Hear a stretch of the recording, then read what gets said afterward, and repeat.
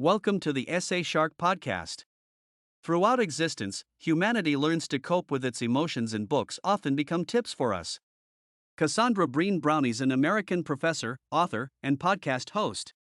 Brown is known for her work on shame, vulnerability, and leadership. She has written 6 #1 New York Times best-selling books and hosted 2 podcasts on Spotify. In 2022, HBO Max released a documentary series based on her book, Atlas of the Heart. Why is HBO interested in Atlas of the Heart? Atlas of the Heart maps out a series of human emotions and their meaning and explores the psychology behind a human's feelings and how they make up our lives and change our behaviors, and how to build meaningful connections by learning how to deal with them.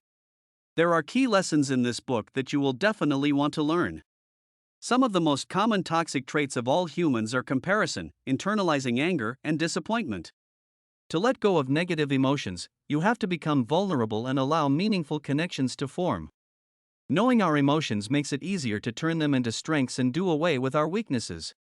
Let's explore some exciting insights from the book that will change the way you view your emotions. Lesson 1. Comparing ourselves with others and not dealing with our anger and disappointment is what's hurting us the most.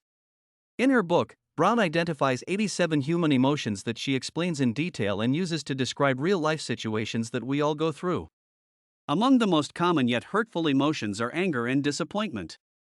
We all experience these feelings at some point in our life. It's up to us to decide how we want to respond to them. Disappointment occurs when we can't meet our expectations. Setting the bar high can take us places, but sometimes it can also hold us down. When unmet goals turn into shame and anger, you know something is wrong with your emotion palette. Since you choose to prioritize the bad over the good. Lesson 2. Alleviating these negative emotions implies being vulnerable and bonding with others. Vulnerability is often associated with being weak and emotionally exposed, but it has to do more with courage and self-awareness. Being vulnerable allows you to open up, share experiences, heal, and ultimately love someone. However, figuring out who to be vulnerable with is the real challenge, but once you find a person that earned the right to hear about your life, being vulnerable with them suddenly becomes a strength. More than that, this emotion can help us heal anger, disappointment, and let go of our toxic traits. Another person can offer us a different, more positive perspective on our situations. When we allow someone else in our lives and create bonds, our hearts open up to the good, making it harder for negative emotions to take over us. Vulnerability also opens the door for compassion, which is an emotion that helps us create even stronger bonds. It allows us to be of service to those in need and spread kindness.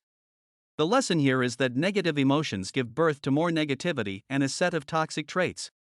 However, if we make room in our hearts for positive feelings, we'll heal the damage that's done and generate more positivity and keep our souls at peace. Before we look at Lesson 3, our team wants to remind you that if you're feeling mentally stressed because of your studies, our writers are here to help. Lesson 3.